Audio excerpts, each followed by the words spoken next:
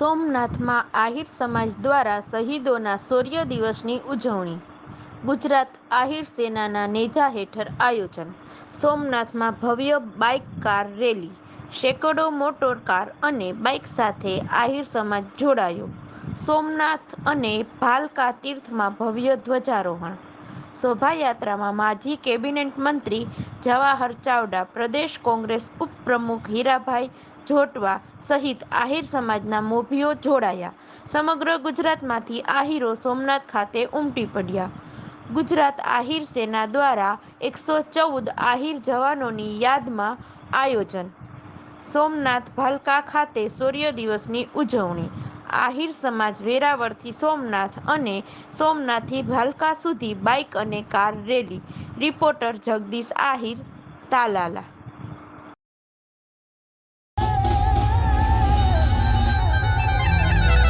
પણ આખી દુનિયા જાણનારા